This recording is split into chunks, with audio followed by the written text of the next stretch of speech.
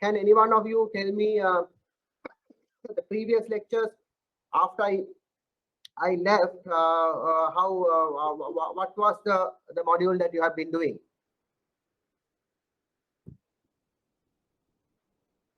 What was the module that you have been doing?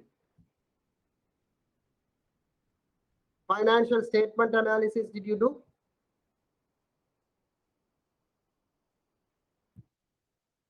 Now, I think one person should answer me. Miss Madhuvanti? Yes, sir. What did you do? Financial statement analysis and No. legal aspects of SME sector. Okay, Related legal aspect, I think Miss Delrin did, right? Yeah. Okay. So financial part, credit appraisal, cover karada.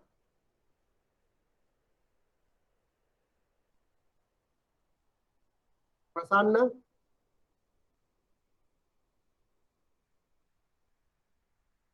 Rasika? Please respond, right? I will get really pissed off otherwise. Sir, Mr. Indica did. Rasika? Indica, Mr. Indica, he did the. Hari, monada kare Miss Indica. What he did? Matakada. Matakanadda.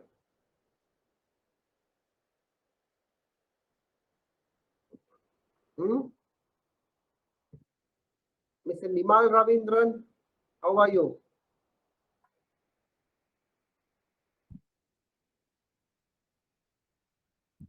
Nobody is responding now. Lakmini?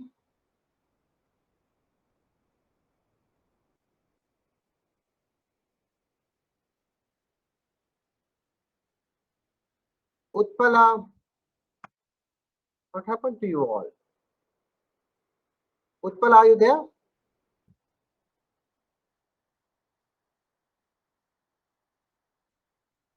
I want to make sure whether mama කියනව ඇහෙනවද කියලා. ඇහෙන්නවත් නැත්නම් මේක ප්‍රශ්නයක් නේ.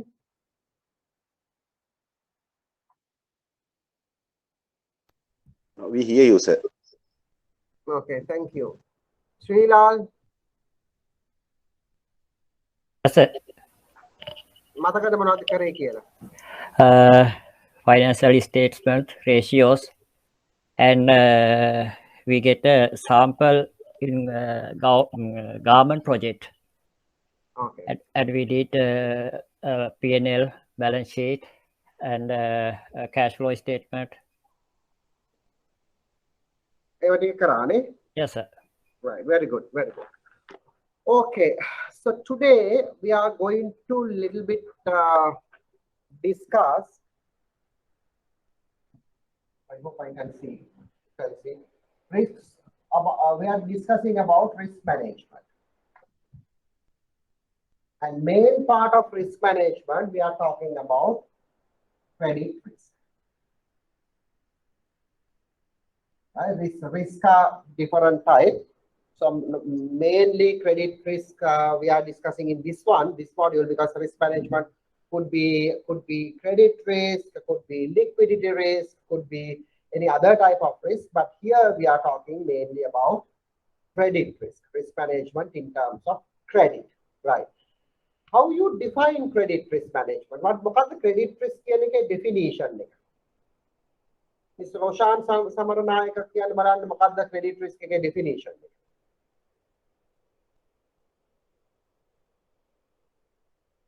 Roshan, tell me. Don't worry whether your answer is right or wrong, but I want a bit of a engagement from you, right? So what is credit risk? How you define credit risk? Something that repayment risks. Oh, that means that you have been given a loan, right? And then that loan is not recovering with interest on time. We call credit risk. ඒක තමයි credit risk කියලා කියන්නේ. දැන් අපි චුට්ටක් මේක යමු.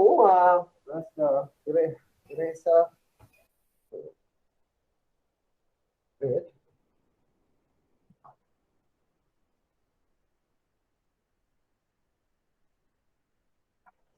Okay.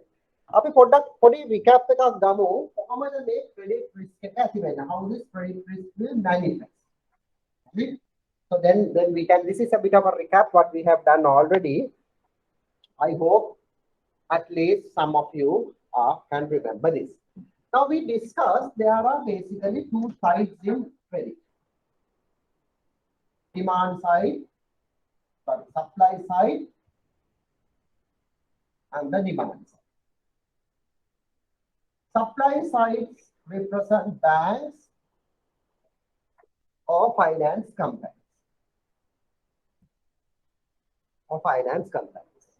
And then the demand side represent clients. In our context, that is SME. So SME are the clients. එතකොට මම එක දවසක් කිව්වා මේ දෙක අතර විතර මේක තියෙනවා. මොකද්ද මේ gap එකට අපි කියන්නේ? Can you remember this gap?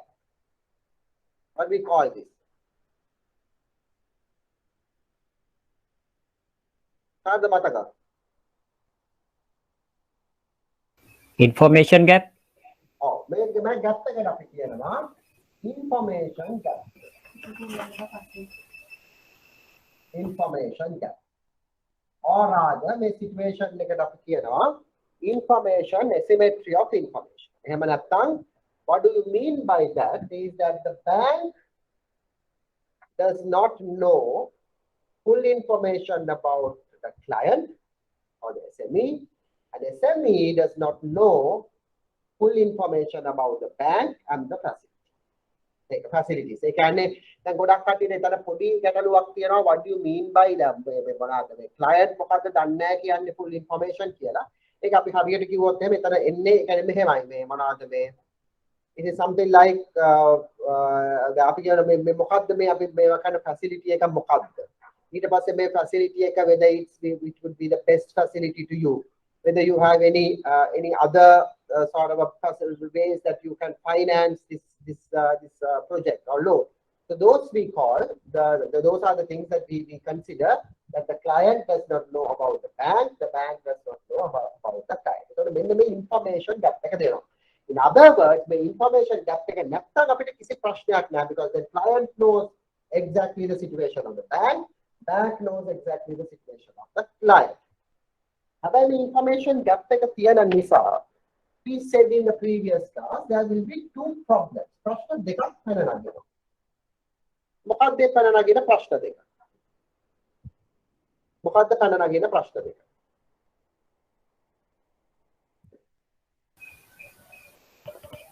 Not giving a loan to a good customer and Okay. giving a good loan to a bad customer. Very good. අපි ඒකට ඒක හරියටම හරි Mr. Srilal. So that is very correct. So we basically categorize this into two main issues or two main problems. Number one, we call adverse selection.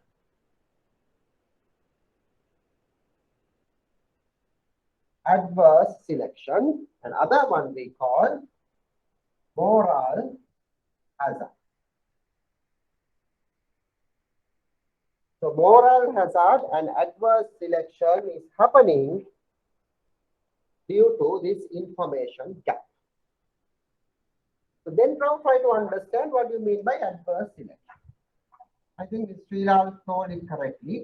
Adverse selection meaning, I mean very simply, adverse selection means that you select a person or select a client who basically who's what you call that who's not credit worthy. So that is adverse selection. So adverse selection can happen in two ways. Number one is that you are giving a good loan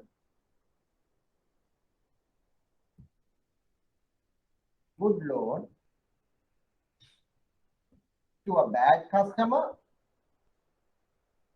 Good loan to a bad customer. So that means you thought that the loan would be good or the customer would be good. So your money you have been lended, that anticipating that you will get recovered very well. But then at its turn around and turn up and say that is not good, or other customer went back due to whatever reason. Other one you call not giving a loan to a potential good customer. Potential good customer. So this is we call adverse selection. එහෙම නැත්නම් වැරදි තෝරා ගැනීම. එතකොට මෙන්න මේ වැරදි තෝරා ගැනීම නිසා තමයි particularly in this instance that you are leading or you are getting a credit risk. You thought the customer will be good, but due to whatever reason, he did not be able to pay the loan, right? The maker, you have to think a little bit on a normal circumstances. Then current circumstances with all the moratorium, the COVID effects and all other, this situation has become a little bit changed. Of course, we'll try to understand that in a later stage, right? But try to understand the situation as it is normal, and then we try to fix that in other words, right? Moral hazard. Moral hazard means what? අපි ඒකට කියනවා මානසික ගැටලුව කියලා. So that means if I as a bank, if I give a loan, then I have a moral hazard whether my loan has been used or utilized for the purpose it was meant. For the purpose it was originally meant, right? Or whether my loan has been used for something else. එතකොට බැංකුවක් විදියට අපිට or බැංකුවක් හෝ පොලිආයතනයක් විදියට අපිට ඒ moral hazard එක තියෙනවා අපේ loan එක හරි දෙයට මද පාවිච්චි කරලා තියෙන්නේ එහෙම නැත්නම් වෙනස් දෙයකට පාවිච්චි කරලා තියෙනවාද කියලා, right? So we'll keep it for the time being. අපි ඒක පොඩ්ඩක් පැත්තකින් දෙන්න වෙන්නේ. ඒ වගේම so moral hazard again is two types. One thing is to the bank or a finance company. The second one is for the client. Client has moral hazard එකක් තියෙනවා. But the client තියෙන moral hazard එක තමයි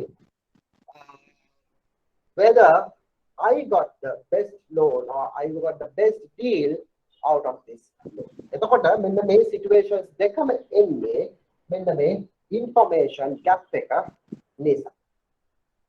So the credit risk මේක තමයි credit වල තියෙන fundamental point එක. එතකොට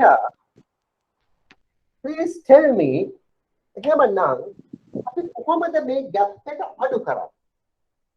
ඒක ප්‍රසන්න කියන්න පුළුවන් gap එක අඩු කරන්නේ කොහොමද කියලා. Mr. Ratnayaka, Prasanna? Yes. With the discussing with the customer and get his feedback first. Okay. How you get the feedback? From the financial informations. Yeah. So, what we have to do is client as a bank or finance company, we have to go closer to the client. And then we can minimize the gap. But you have to understand, you cannot reduce or you cannot make this gap zero. This gap is zero karanna bad, but if it pulwan gap adu karanna vidara. Adu karanna pulwan have a prasanna kiwa wage, you have to have very strong appraisal system. Ekaliyaganna or ekatamai the indara gatte mechara kal appraisal system none to analyze the client. So all your credit decision should based on this proper appraisal system. There are a number of techniques. There are quite experienced bankers here. So අපි ඒව ගැන තව චුට්ටකින් පොඩ්ඩක් මම මේක පළවෙනි මත කරන්නේ පොඩ්ඩක් මම මේ රිෆ්‍රෙෂ් කරනවා මේක. ඒ කියන්නේ risk management risk credit risk කතා කරන්න කලින් මේ to have a proper appraisal system. ඒතර appraisal system එක අපිට හොඳින් තියෙනවා. If you have the proper appraisal system, So that means we know the client reasonably well. We know where the issues are, and then we would be able to better assess and better provide a facility to whatever his needs. So make අපි දැන් පොඩ්ඩක් බලමු the appraisal system එක ගැන. Now I would like you to tell me, if you want to appraise a project, මොනවද බලන appraisal ක්‍රම මොනවද? What are the things that you are going to assess? So that means if you want to get the full idea of the SME, what type of appraisals that you have to do, and some of them you already maybe with Mr. Indika and some of my initial lectures, right? I could not do much lectures because after the first module, second module, I was so busy, could not come, but I could not continue. But I think I have done reasonably a number of things, but you can tell. So අපි මේ appraisal එකේදී client එක appraisal එකේදී පළවෙනිම බලන appraisal එක මොකක්ද? පළවෙනිම බලන appraisal එක මොකක්ද? Mr. Ravindran, Sarani, yes, sir. Yeah, what sort of appraisals that you have to do here? Inspection. No, but it's like this. Character of the customer. Anjana? Character of the customer. Okay, character 5 C's and Campari. I will come back to that later. But if you want to do a project evaluation, project appraisal, what are the things that you want to do? What are the types of appraisal that you are trying to do?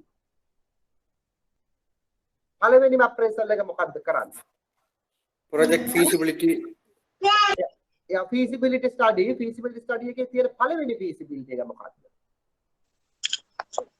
Financial statement analysis, sir. Very good. Financial feasibility.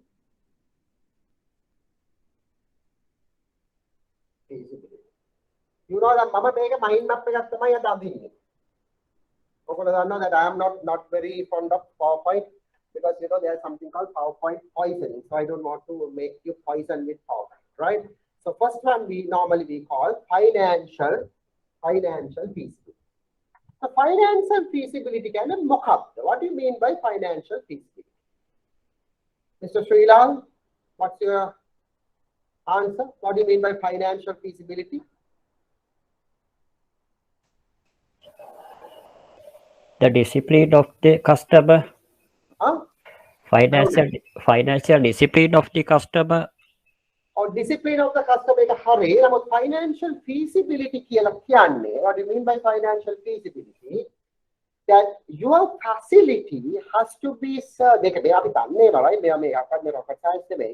your facility has to be repaid with the cash flow that is generated in the business. Right? There are two types of lending. What are the two types of lending? First one we call the cash flow based lending. What is the second type? Now more Asset-based lending. Asset-based.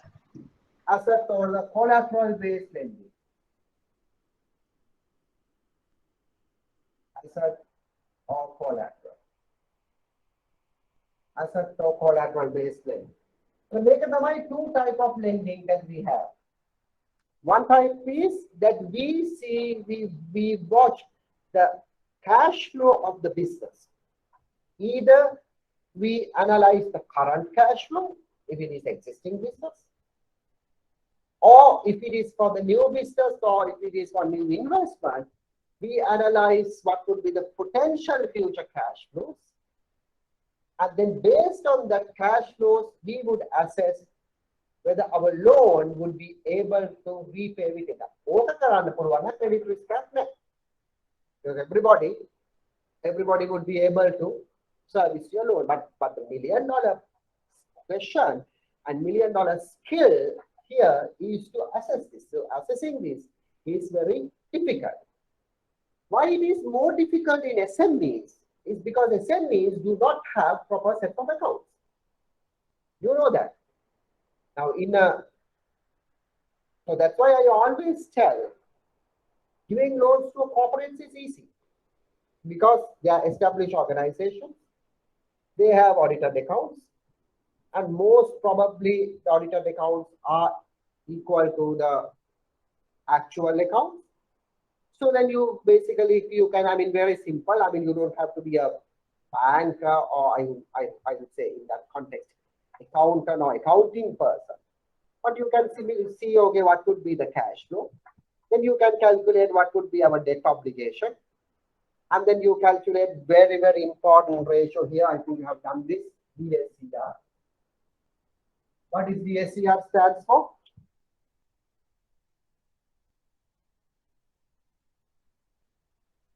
It's a Ponambalam Sivanogaradan. Debt service coverage. Debt service cover ratio.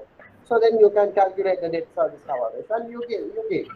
But for SMEs, why it is challenging is not because of anything. It's because that you don't have these cash flows. You have to establish your cash flows and then you have to do that. Right. Okay. So cash flow based lending, collateral based lending. Now the collateral, having collateral is good for risk management, credit risk management. I'm not discounting that. We will come back to that in a later discussion. But very important thing is financial feasibility. Financial feasibility means in the business that you are confident within the cash flows of the business you will get repaid. Remember, if you don't remember any credit of SME Finance, it's fine. But you cannot, as bankers, afford to forget this. What is this? Is always put money to a situation or to a project where money will be generated.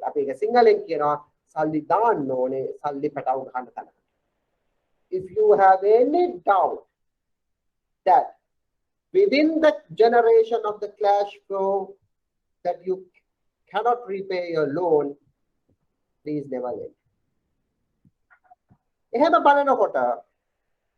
There are two principles in lending. There is two types of lending. There are two principles of lending. Number one and number two.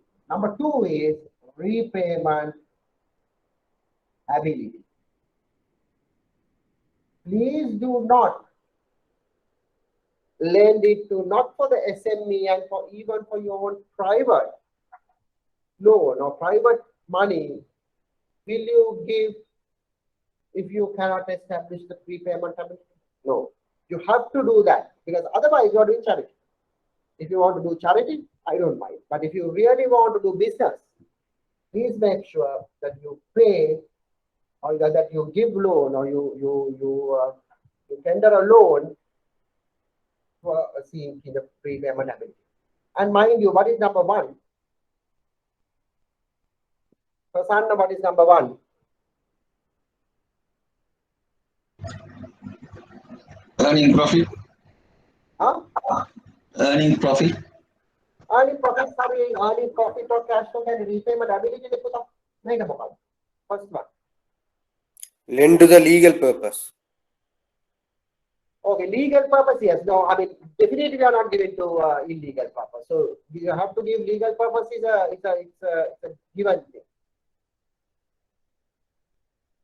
Habodini? Security? No, security is here. Collateral. We are not talking about collateral. Collateral is two types. Number one is credit history. For heaven's sake, don't forget the fundamentals. I am talking about fundamentals today. Two principles, credit history and repayment. For credit history, normally we can look credit history through CRIP, but then otherwise there are different other mechanisms. So credit history and repayment ability. The credit history and repayment ability can mature. There are two basic, I would say, main or basic principles. There are a lot of other principles. Two basic principles: credit history, the credit discipline that the customer has, whether he has already borrowed and repaid. It's extremely important, right? So you can argue, okay, for startups, yes, we might not be able to look this, right? Yes, because it's a startup. Or maybe sometimes to a very informal business, yes. For a microfinance business, yes. But even for microfinance, there are different ways that you can have, or maybe like asking or peer reference and all others. So there are a lot of those kind of things you would be able to tell that, or you would be able to give that. So credit history and the repayment ability. So what I'm coming back to there, I want to tell you is that you took two types of the cash flow lending and the asset and collateral based. Asset and the collateral based we are not discussing. So when it comes to appraisal, very important appraisal, that is financial feasibility or financial appraisal, whether you are establishing that with the business, with the current and with the potential business, are you in a position to repay the loan? Okay, so that is what we are trying to understand here. So to study the financial feasibility, what are the important documents you have to study?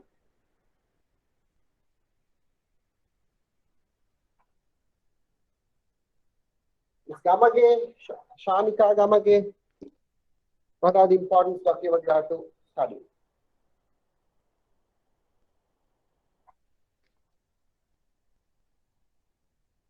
Shanika has left.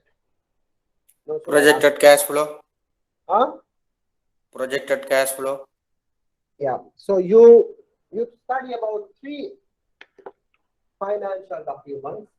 Number 1 is P&L or income and expenditure statement. Number 2 is balance sheet. Another one is cash flow statement. Cash flow statement. The very important one is cash flow statement, where it says what is the cash flow position. To understand cash flow statement, you have to have a good understanding of company's working capital.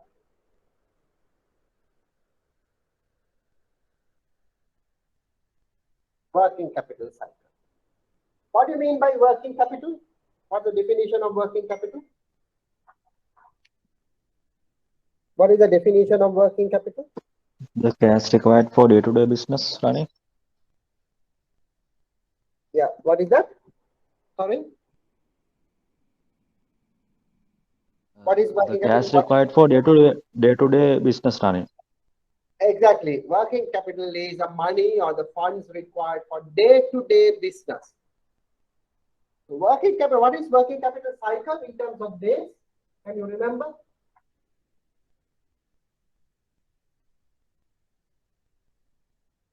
Stock holding Material, work in progress.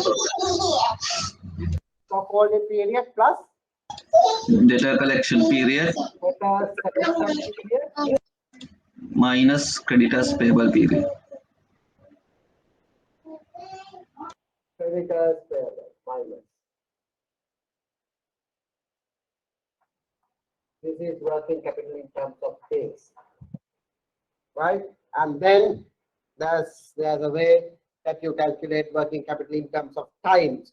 So that means you have to have, as a business, appraising the business. If you want to, coming several steps here.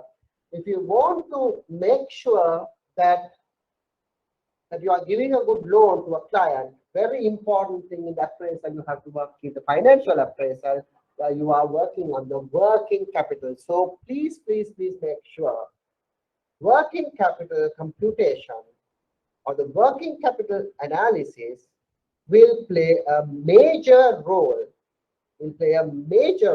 in financial, in the cash flow based lending, right? So which we try to understand a little bit deeper when time to come. So this is working capital. I hope these ratios that you have learned before.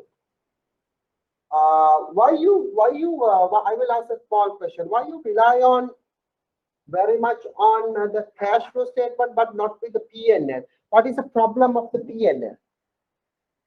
Why you don't consider P&L as a strong point?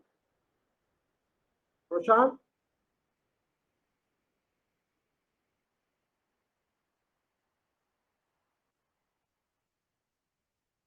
Sanjeeva Abhinayaka, what do you think? Mr. Sanjeeva? PNL is about the past year performance, and we are considering the loan based on the future cash flow. But on the other hand, Sanjeev, we can determine the repayment ability over the past cash flows also.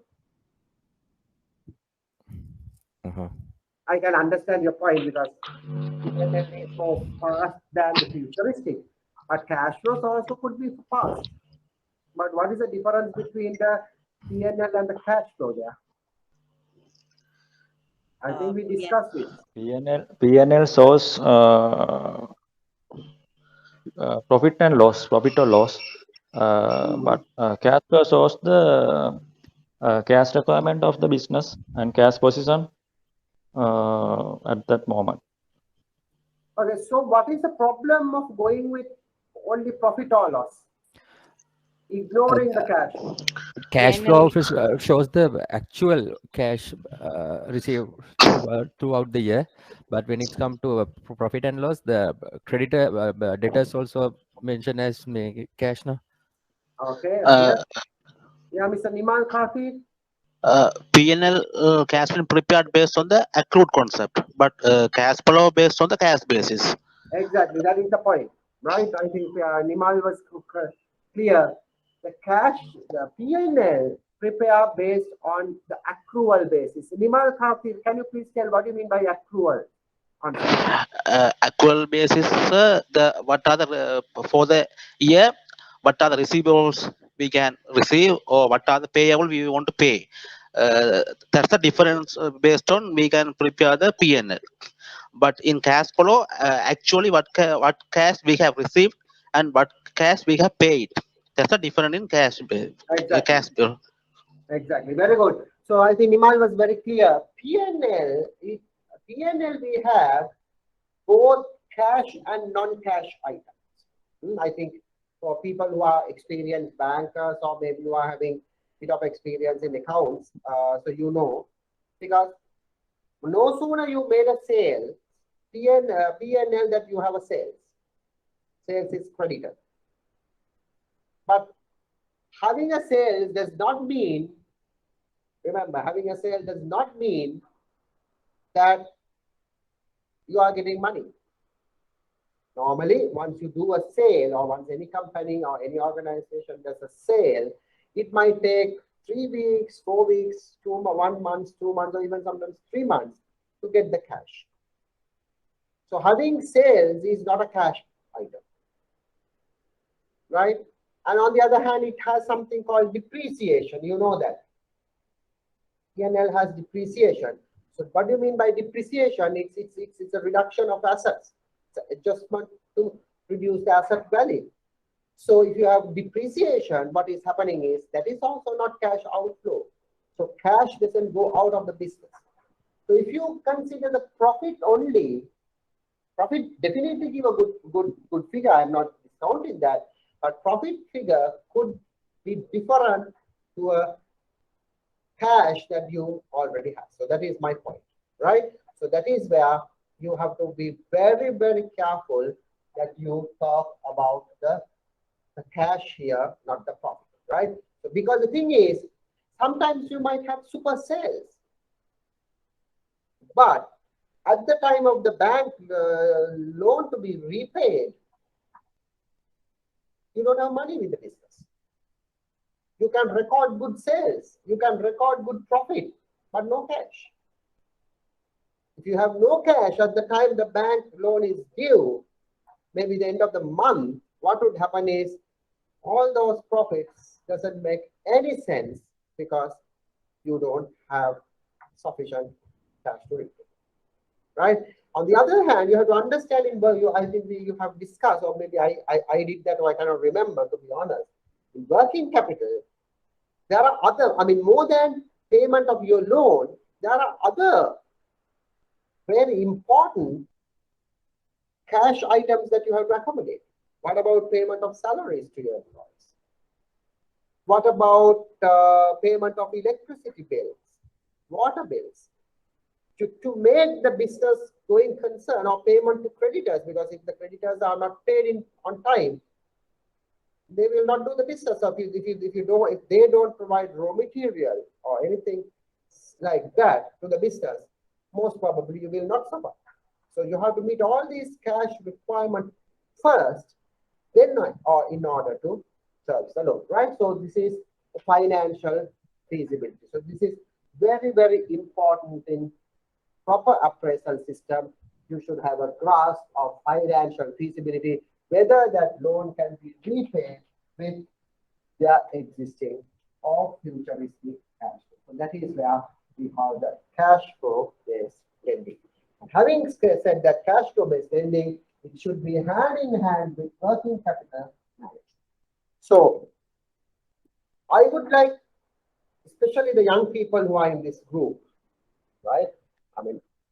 Senior people also is good. But if you would like to, so please consider this banking as a career. This is not a job, or this is not only one loan that you have just giving. You are analyzing the businesses. So if you want to develop a career in banking, particularly you have to understand the risk, or rather the lending is one of the very important aspects in banking. And if you are in a bank, and if you are in a position to do lending, or if you're in a position to approve lending in your capacity as a branch manager or area manager or regional manager, I don't know, it would be a good opportunity that you will get to study the businesses.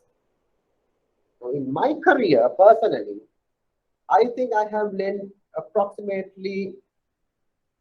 or maybe approved or get involved at least around 3,000 SMEs in my career.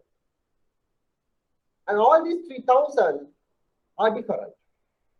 There are tea factories, there were timber mills, there were rice mills, there were showroom facilities, there were warehouses, there were agricultural things like tea or rubber cultivation. So there are a number of things.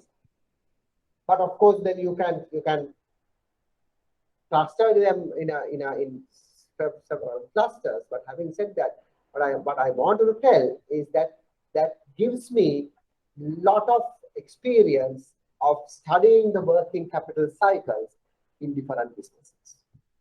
And I know, including myself, but I know other people like maybe Indika or some of you also, we can be, we are consultants also.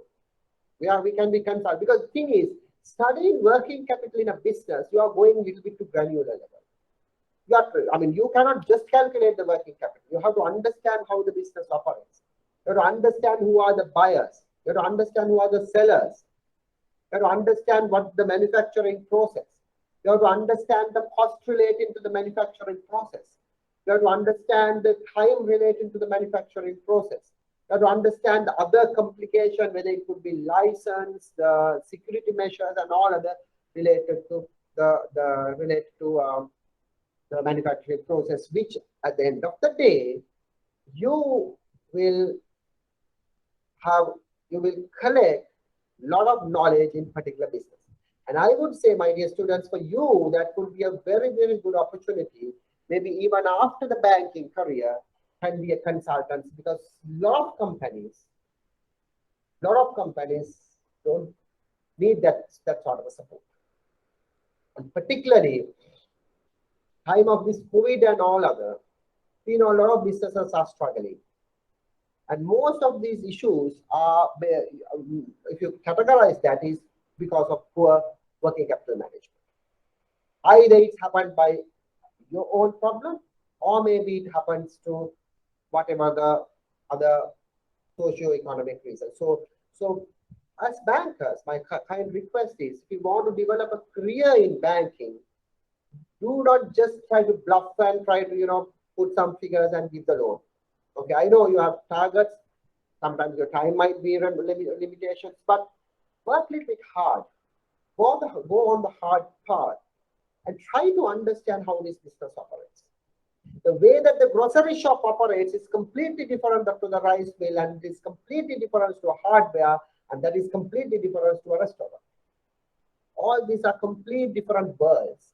But as bankers, if you can have that idea, now for me, good thing of myself, I can vouch for myself, but I don't want to praise. I mean, that's not myself. But if I see the balance sheet or a P&L, which if it is accurate in any business, within 2 minutes I would be able to tell that whether this is eligible for a loan or whether I as a lender, I can lend it or not. But how I gathered that, it's not magic. It's not that I am super intelligent or super whatever, but with experience, with hard work, 20 years of experience. And I know there are some people here who maybe have more than experience than me. Now I have 20 years of experience, but that 20 years, I'm particularly telling this to younger people here, right? In that 20 years, I was very carefully studying at least majority of the complicated working capital structures of the businesses.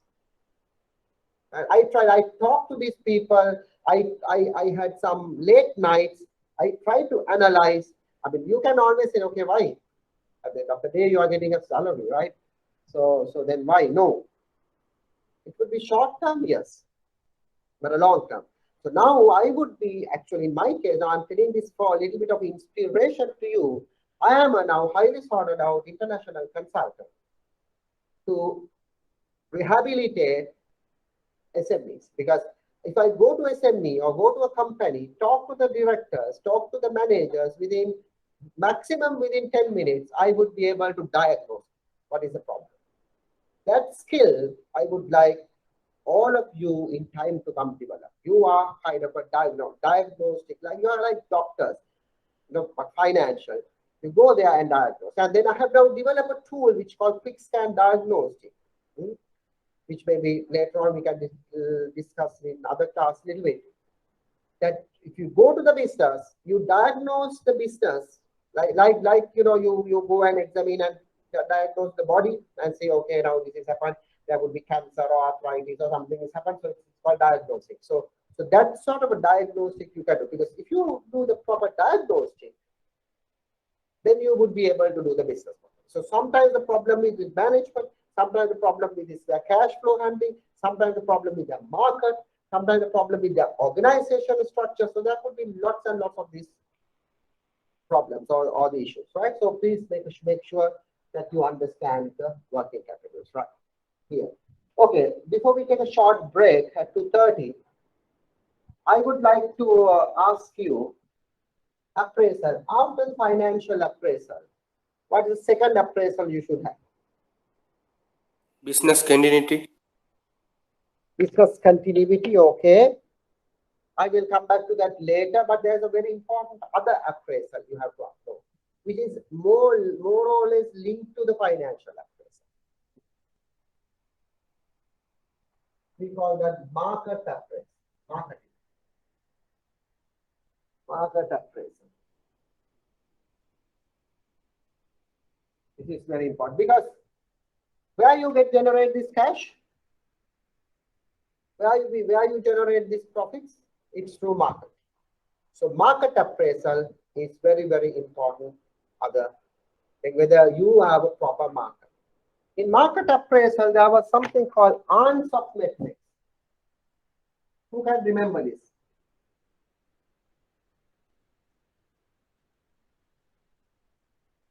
Who can remember this? Untitled metrics. Untitled metrics is something like this.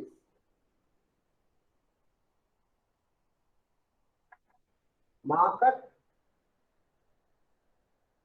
and product. There are 4 quadrants. This is new, existing,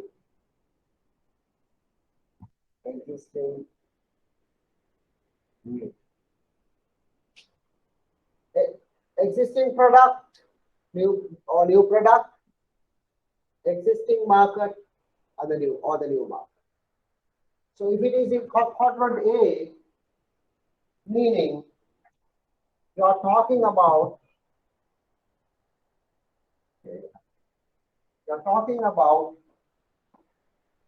a product which is of existing, and you are talking about a product which is catering to the existing market.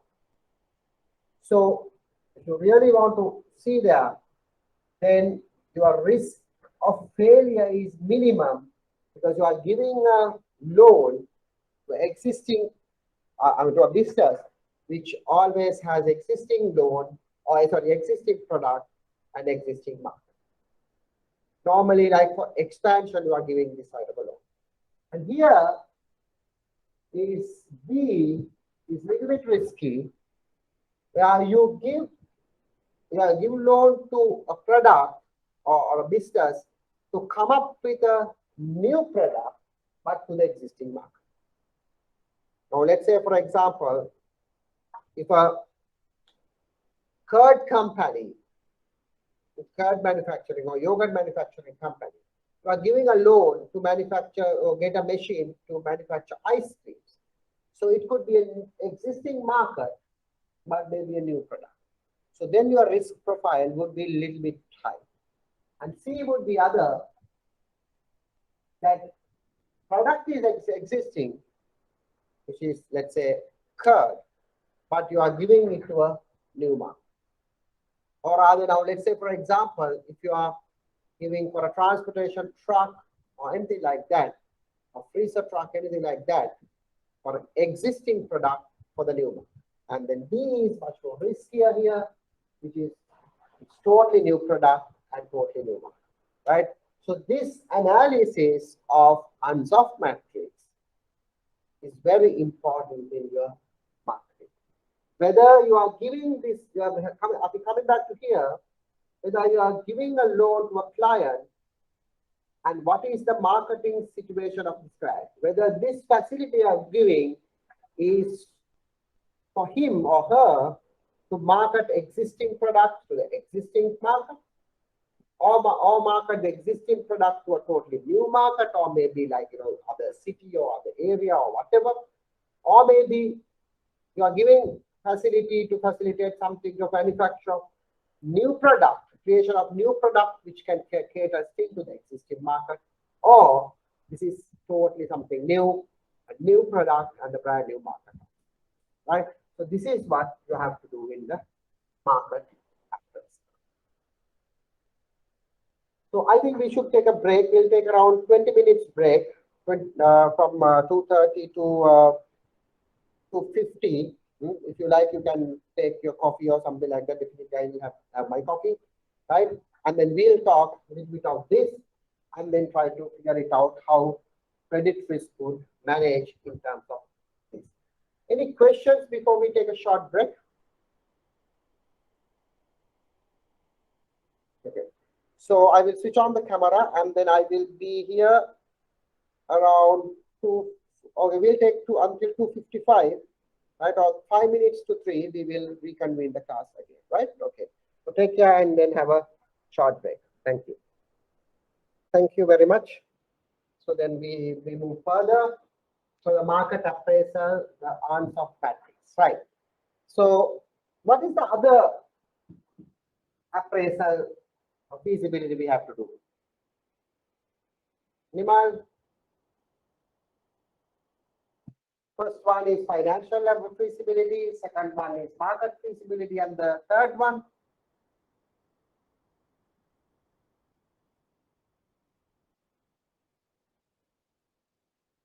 Prasanna, what is the third one we can do? Rasika,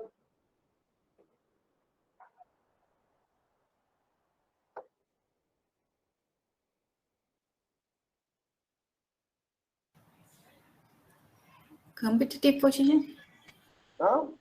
Competitive position.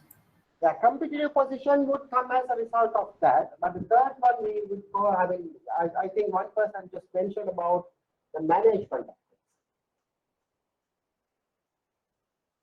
Management approach. Because this is also very important, because we have realized that most of the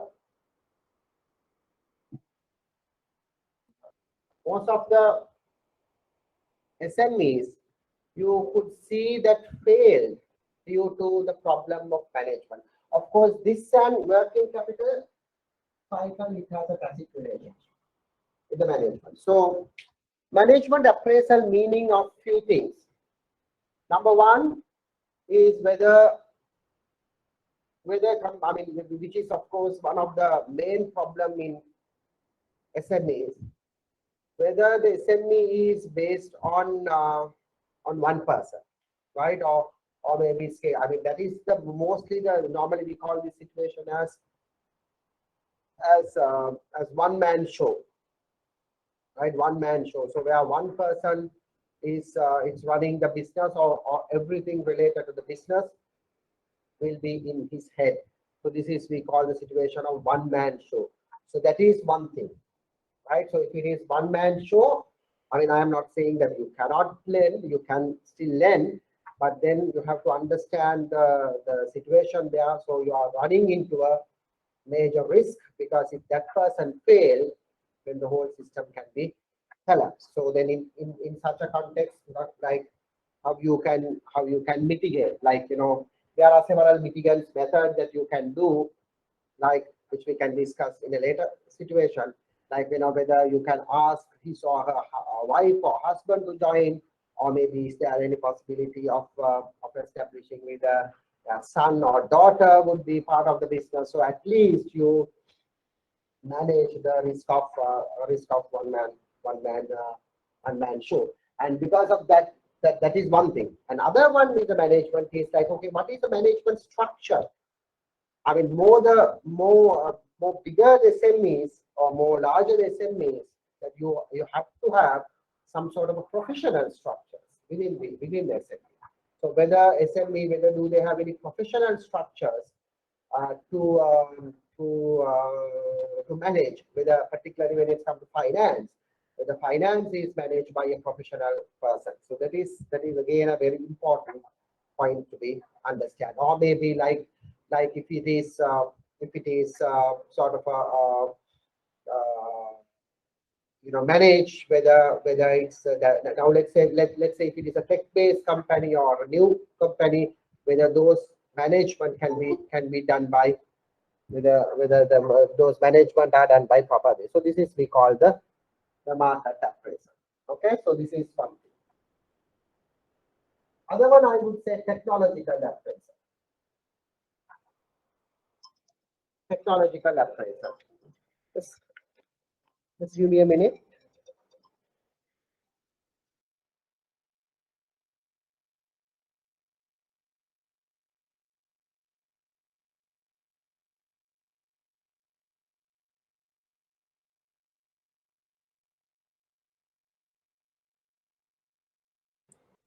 Other one is the technological appraisal or technical appraisal. So that means, like, okay, whether particularly this is required at a time where you see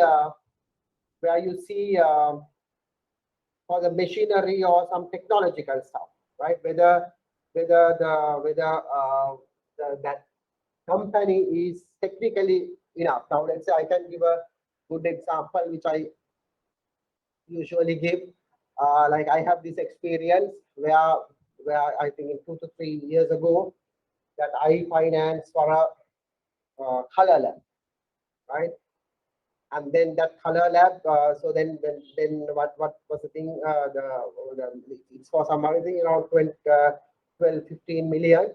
That is for a sort of a developer machine, where what you can do is, like, once you get the photo, once you do all the programming, automatically it will develop and the photo will come, and it's a very expensive one which which is imported from Japan. The problem is also all other factors were very okay, very much fine. Financial feasibility was okay, no problem. Market was there, so absolutely no problem. Management-wise, it's also nothing major. But then, because of that, we let. But we did not mention, or we did not go much detail or much granular on the technology side. So that means like whether that people or the employees would be able or capable of handling such a machinery. And as a result, yes, what had happened after installing it, after 3 weeks of operations, the machine got broke. And then it was identified that some mismanagement or that you did not have. And on the other hand, it was quite difficult to read the catalogs also, which was in Japan. Even though you try to search on internet, it's fine. And then there was apparently some technician came and then tried to fix it up. The technician further messed up the machine because it's all computer programs and all. And then because of that, even that machinery was not then subject to some insurance clearance also. So then what had happened again, the particular company then has to again return to Japan and then get a particular special consultant or special technician to fix the machinery, and that itself to somewhere around 1.5 million of the company. So if that sort of a cost happened, sometimes it would impact the debt servicing of your loan. So that is what we call technological appraisal. What's other appraisal that you can? So now you are little bit trying to understand the client on financial side, on the marketing, on management, and on technology. And what's the other thing?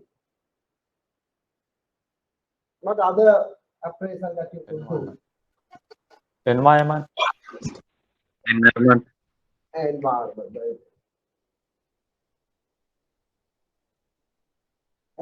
appraisal. So that means like whether this sort of a project would bear any environment consequences. Whether environment is protected, because the thing is, if it's having a lot of environment consequences, whether for pollution or whatever, there could be high possibility that there will be social issue, that there could be issues with the ministries or maybe even with the public, and then they will go and then do all the campaigns. Like so, this could happen like for the metal workshops or for the service stations, garages, and all of this sort of a thing happens. So whether you got this proper environment protection or that environment factor has been analyzed and understood before we lend to the company. So this is environment. And last one we call socio-cultural feasibility, social and cultural. So that means whether they have, whether the business is socially, culturally accepted. And as some of you just mentioned, whether it's an ethical business. I told this example once that there was this situation that is given for a spa or a massage center in front of a female school in Colombia. Right? So all the other stuff was okay.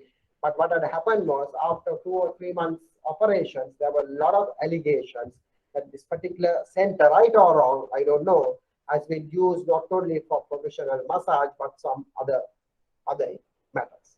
If that sort of a thing happened, there could be low social unrest, and the neighbors would complain and all of that. So then what would happen at the end of the day, you are ending up in a situation that you will not get paid your loan. So this is what I wanted to tell. If you want to understand client, you have to appraise this particular project in this whole area, whole gamut, where you do. And credit appraisal, we can, or maybe with this Indica or somebody, or maybe later, you would be able to go a little bit. I went a little bit deeper on the financial appraisal, which is one the most important thing. But you can go with other appraisals also there, so then you understand that. So this is very, very important in credit, and to mitigate the credit risk and to make sure that you give good loan not to a bad customer, but potentially a good customer where you can see.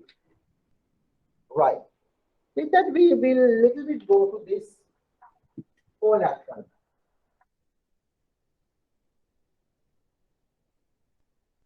It's collateral.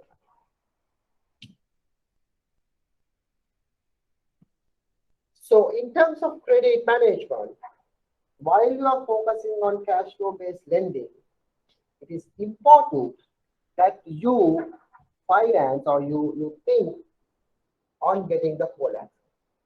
Having collateral to the loan, what is actually you expect? Why you want to have a security? Why you want to have a security? Can any one of you tell me? The loan amount is high. Is Indica, yes? The loan amount is high. We require security.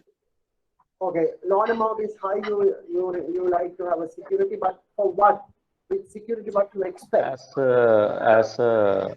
As against loan amount.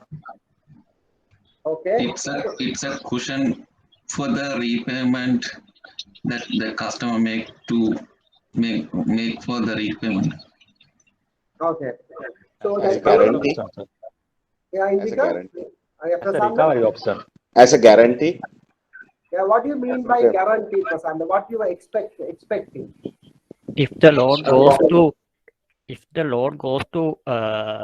default, we can get it from the security. Yeah, we can recover. Yeah, that is actually the, I would say, the normal understanding of security, which I think little bit we are having what you call that misconception or misunderstanding there, because we think why we need a security is not for anything, but in a situation where the loan is not repaid, we would be able to sell the security and get the money can be recovered, right? But unfortunately, if you really see the statistics, can any one of you tell averagely how many percentage of loans which went to bad NPLs have been recovered from collateral, selling of collateral? As a percentage, any idea from any one of you? 30%. 30%. Okay. Sadhuvanti, what do you think?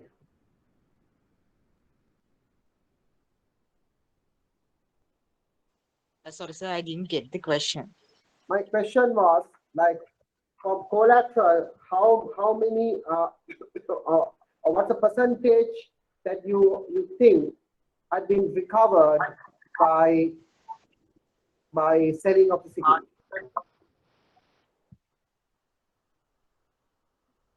How many loans which have been gone bad been fully recovered by selling of security in the percentage wise? Out of the all loans have been bankrupt or have been going to NPA. Right? So somebody, as Prasanna said, 30%. Actually, I did a research on that. I mean, it's a quite old one. 10%. Exactly. Somewhere 2014 or 15, I did that. So it's now quite reasonably old. Some with some of my my MBA students. I did so we got data from 5 banks: HNB, Sampath, People's Bank, NDB, and RBB, Regional Development Bank. And then got some statistics of their NPAs, and then we got some statistics of the sort of cases which are under legal sort of situation, either on the parent execution and all of that. And research revealed, right? Research revealed only 11% out of these 5 banks, so I think 5 banks, you can more or less apply this to the entire banking sector, right?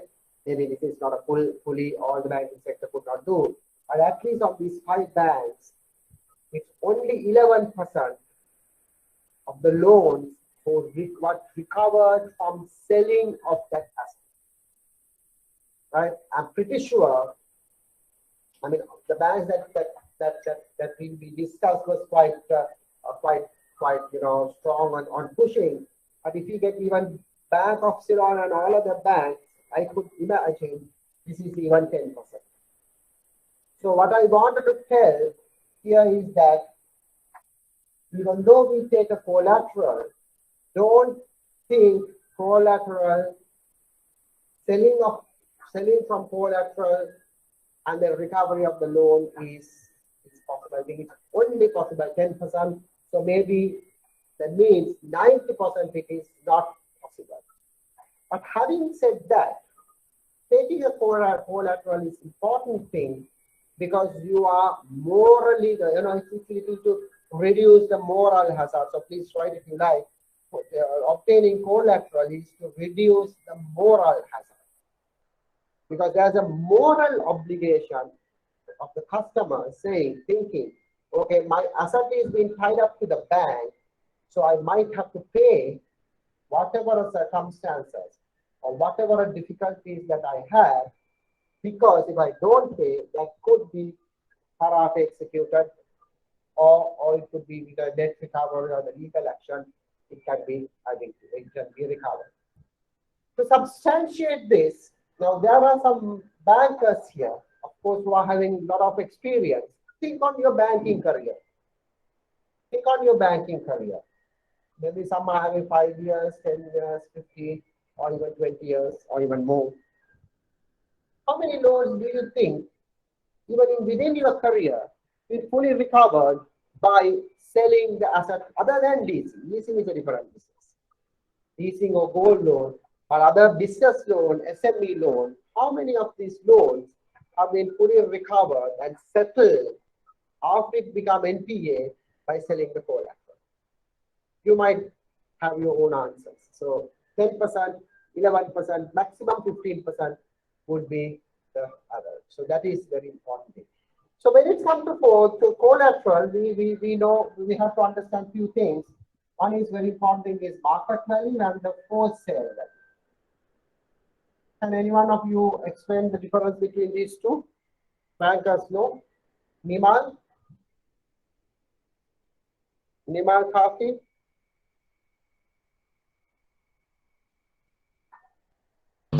Yes, sir. What is the difference between market value and the for sale value? What do you mean by this?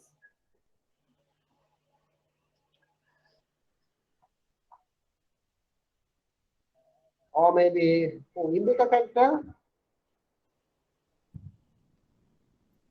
So market value is normal market value of that asset. Post sale value mean if the bank need to sell that asset immediately, at that time they are value. Okay. Yeah, very good. So market value means, okay, in general market, like what is the value, right? So market value sometimes doesn't make much sense. What is important thing is post sale value. Post sale value is that the value that can be realized if the asset is selling now. That is understanding. Post sale value means if the asset is selling now, what is the value? Now, for example, you know, in some areas in Sri Lanka, now the Bank of Ceylon had this situation with, I think, some property in Akurana, I think 5-6 years ago, right? So that was a land which is mortgaged to the bank, which is, I think, 100 purchase. So it's a big land.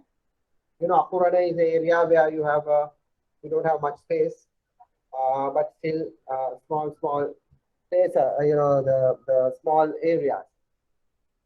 Or small, I would say, the houses or the shops and all of that. So this big property, was in between some other set of properties. So the market value of the property was very high because it's land is very scarce, and then people all was there, so that even the population density also in Akurana is very high per square kilometer or something like that. So that is the situation. But yeah, the market value was high, but when it's come to the wholesale value is approximately 80% less than the market value. 80% less. So that means what? If you want to sell it now, nobody is willing to buy.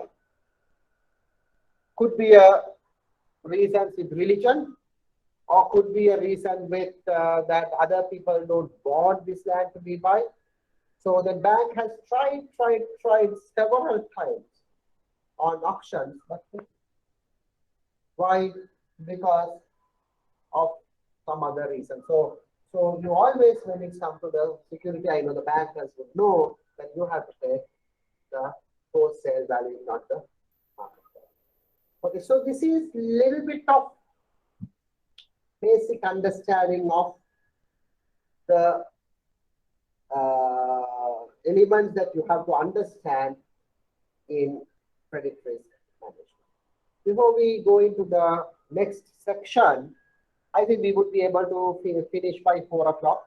Right? We will not go until 5 o'clock because online it will be very difficult for a long session, which I don't have a physical presence of students. So please make a note of that. But other than what else do you want? Do you have any questions here, or shall we go to the next session?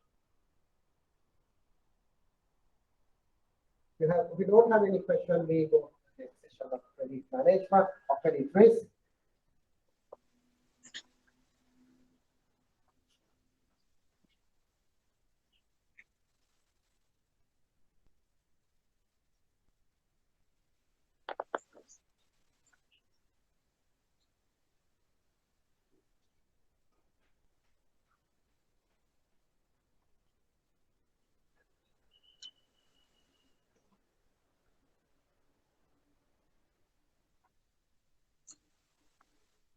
Excuse me, sir. Yeah.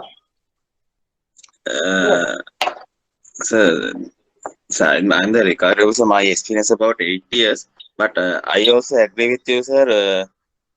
When recovering, we can collect only 10% from a mortgage. So what's the reason of that? When we are going to give a loan, we giving loan for 50% from market value. Then, sir, why can't we recover from that mortgage? What's the reason, sir? Okay, I can give a little bit of experience from my law background. Now, yes. Now, why it is difficult? Due to several reasons. Yes, sir. Sometimes we gave in only 50% from market value. but still you cannot recover. Yeah. Okay. Yeah. So just give me a minute. I will accommodate this call and be there. Just give me 2 minutes.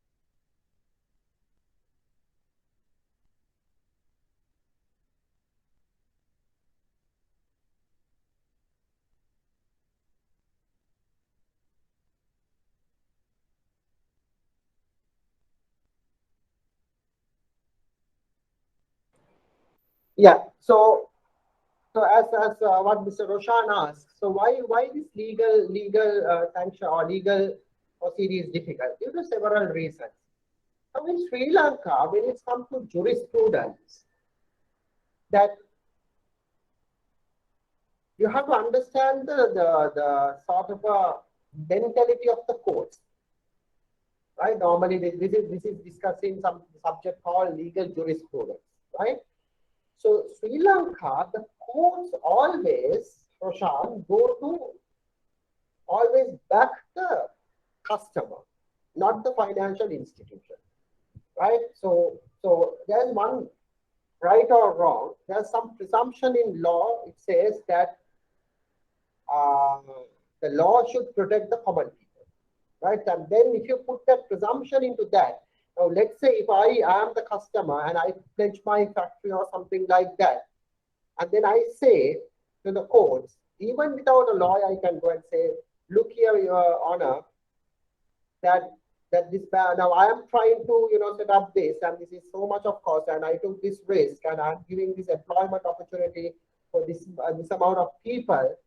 So that's why I get this loan, and then I due to whatever reason I defaulted. But now the bank is coming and then seizing it, or my bank, and then try to take it over, right?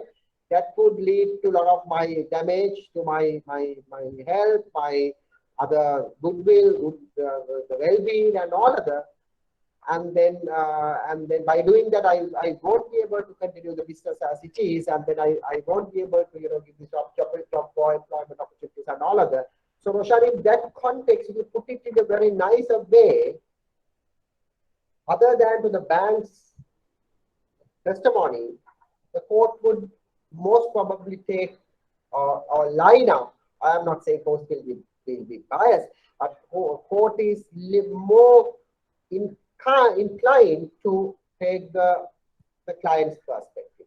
So I could see even whoever a big strong lawyers who represent the banks and who really have the strong case against a client in debt recovery action, that very reluctantly the court would say to auction or to sell this property and recover the loan.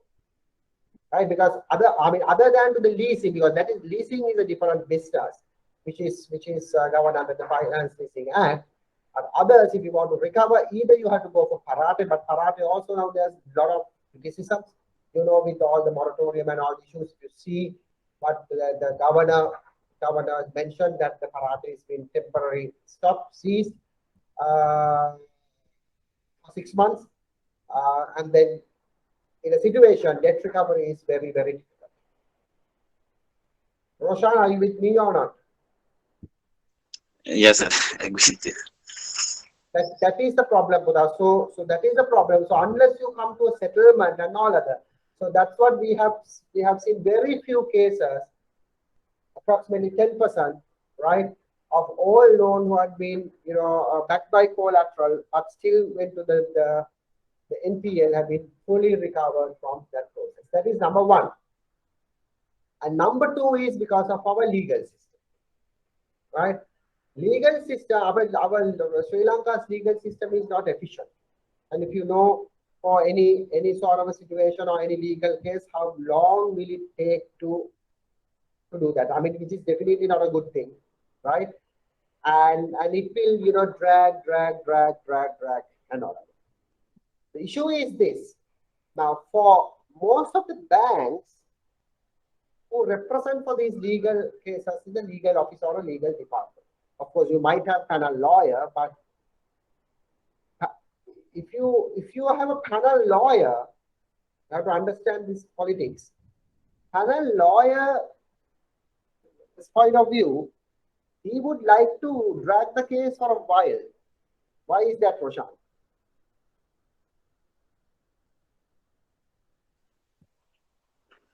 Why lawyers want to drag cases? He or she can earn much more. They can earn much more, right? I mean, let's be honest with this, right? Because I also a lawyer, but I don't practice. But still, for every sitting or every appearance, the lawyer can charge. So Okay, tomorrow, the day after the court case closed, means lawyer cannot earn money. So lawyers would always like to, keep and retain with the business. I mean, that is their business, right? And then they would so unless the law is known to you and you genuinely help you to get rid of this. I mean, some cases, yes. Normally, I know how the lawyers work. So they don't want to drag. So that is why, being a lawyer, that I will tell all of you, never ever involved in a court case. Never ever involved in a court case. Always try to avoid that. I, being a lawyer, I try to avoid. Not because of anything, because I don't want to have that hazard, right? But a lot of people said, okay, and all the stuff. But my personal feeling is, do not ever even aspire to go for a legal case, because you will be ruined. You will be ruined. It's something like, there's a saying, that you ended up with a bad, rather bad condition. It's more safe.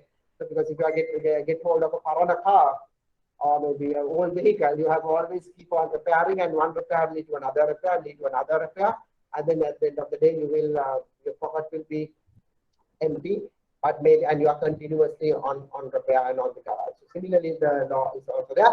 So other aspect is the Sri Lanka's the legal practice, where the things are getting more delayed, and then all parties, including the client's lawyer, your panel lawyer, all parties, best interest is not to conclude the case.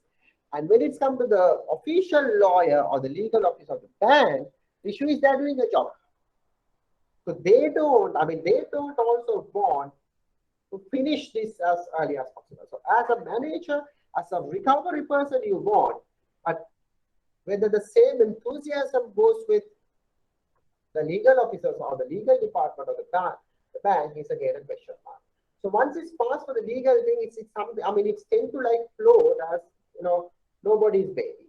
So that is where that you can see further delays. So that my point is that, as Roshan said, with my experience, maybe you also might have a lot of experience, see how many loans been fully recovered from collateral. I will bet you it would be less than 10%, right? Average, it could be 10%, maximum will go to 15%. So for that sort of a uncertainty, so that means 70% or 85%, it's the collateral doesn't work. So in that situation, why you would like to go for that? Why you should only base your credit decision is collateral. It is the thing why you should not. So that is why, again, cash flow, and cash flow. Nothing else. Collateral, yes, has a moral obligation to reduce the moral hazard where we discussed, but other than that, nothing else. Right? Roshan, is it all understood? Yes, sir, sure. Okay. So now we go to credit risk, a little bit deeper. A credit risk normally appears in two types. Credit risk normally appears in two types. One we call at the individual loan level or facility level. This is one type of credit risk. But what is much more important in credit risk analysis is this. So this would appear for our previous reasons. Why you are giving a bad loan or good loan to a bad customer. So you have been given a loan, but your loan has been not properly repaid. Okay. But what is this risk? So this is individual loan. What is this? This is where you have to, you or risk management people have to be very careful of. What is this risk? Liquidity risk. So liquidity risk is something other than credit risk. So liquidity risk is not credit risk. If you want to mention liquidity risk, it's individual level risk, right? So that means there's no sufficient liquidity with the client to repay your loan. What is this? What is the next level of credit risk? We call this portfolio risk. So credit risk, remember that you have two types. One thing is individual level risk, another one is portfolio risk. What do you mean by a portfolio? How you define a portfolio? I would like to hear some, shall I ask from Mr. Sanjeeva Abenayaka, how you define portfolio? Sending to a certain sector frequently for a considerable percentage. Can you come again? Now we see that portfolio is when we are funding for something we'll see for tourism sector we are funding more as a percentage.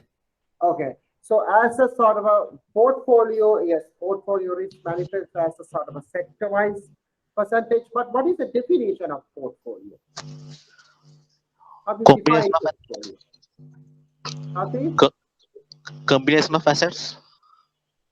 Cannot hear. What is that? Combination of assets. Okay.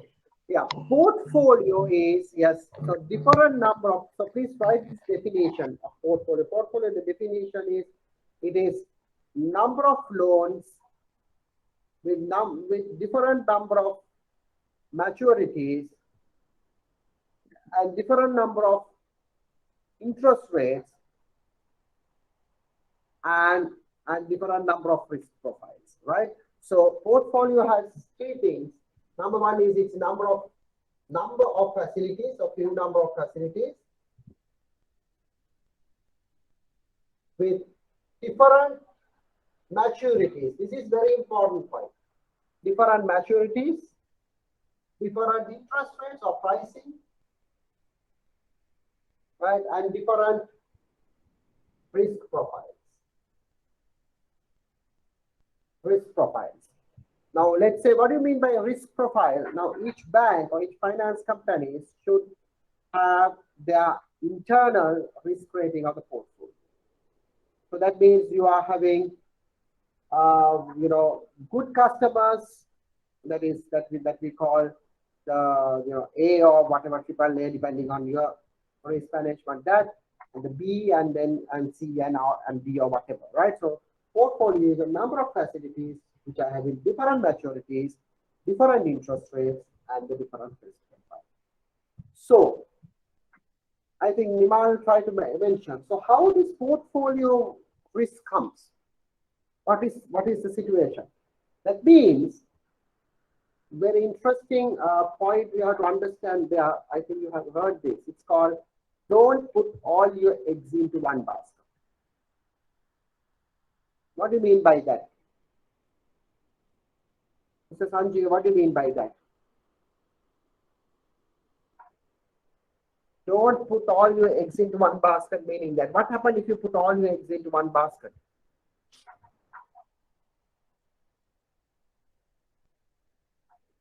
Sanjeeva?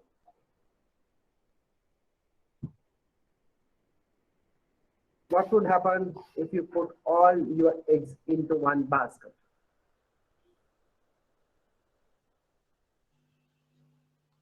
All might be crashed. If something happens to the basket, if the basket has fallen, all the eggs will be cracked and damaged, right? So very, very important point here in portfolio management.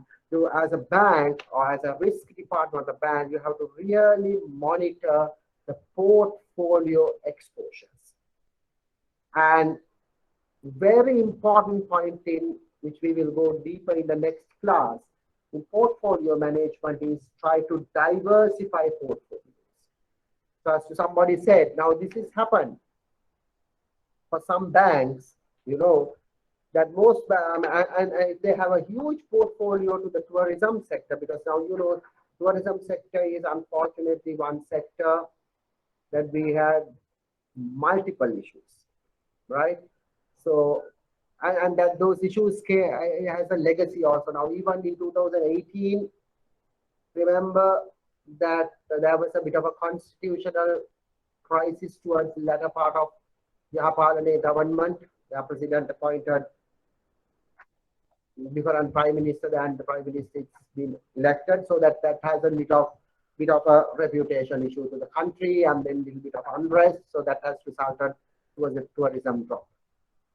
And then again, tourism a little bit picking up after that issue, but in 2019, after the Easter attack, it was again dropped to the rock bottom. And why after that, almost 1 year in early 2000, it was again about to pick the 2020s pick up, but until now it has been not pick up due to COVID. So almost 18, 19, 20, 20, almost now 3 years plus, Sri Lanka's tourism industry is in very, very bad shape. And in such situation, we have to thank all these actually hotels. At least they are trying to retain their employees to a certain extent, not to a great extent, but certain extent, but which is good.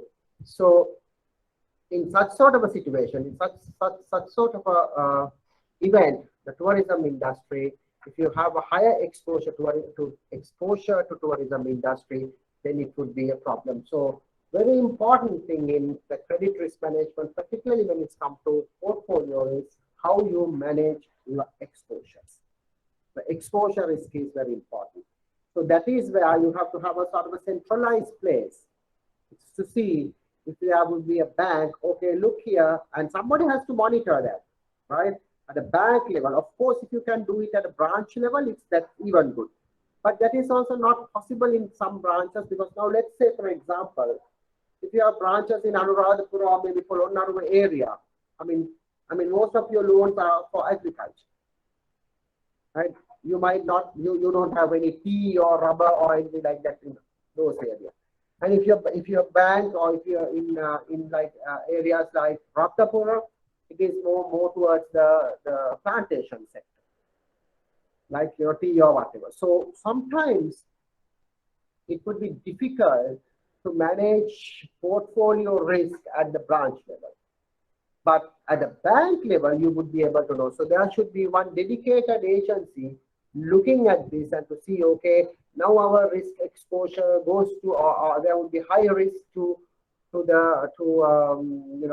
high exposure to the tourism sector, high exposure in agricultural sector, and even agricultural sector, you can see different like a paddy or tea, rubber, or something like that, or maybe high exposure to apparel or the garment sector, and then try to maneuver on. So this is again very, very important skill at the branch level. If you manage risk management, particularly credit risk management, you have to work on, right? So please keep that also in mind. It's called portfolio exposure monitoring.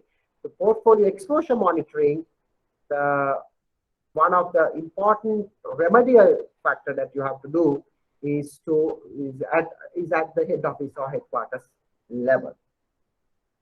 Right. Having said that, one is diversification. That is one thing that you can do. How else you manage the portfolio risk other than the diversification? Utpala, any thoughts from your side? Utpala?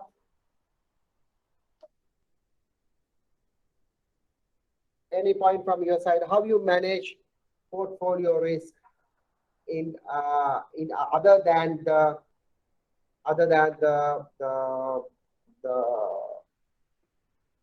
diversification?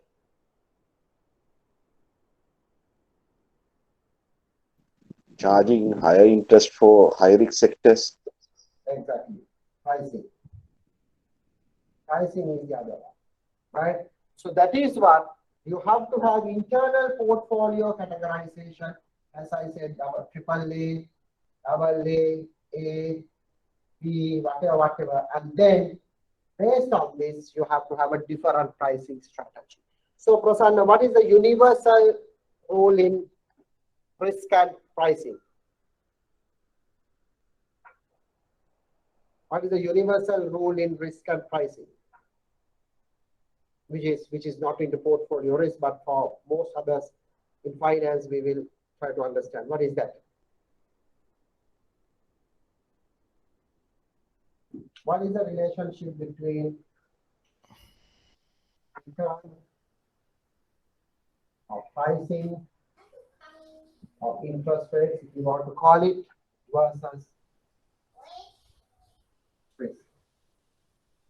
How this relationship goes? Higher the risk, higher the rate. Higher the risk, higher the return, something like that. Right? Higher the risk, higher the return. What is this? What is this? This is risk-free return.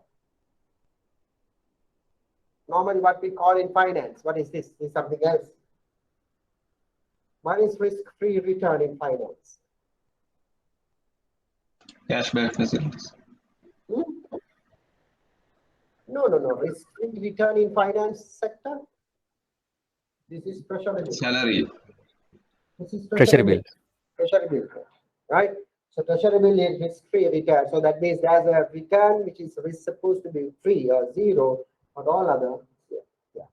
So if you have these are the higher risk portfolios, you definitely then have to charge higher interest rates. So one thing is in portfolio management is diversification. Another one is we have to understand the pricing.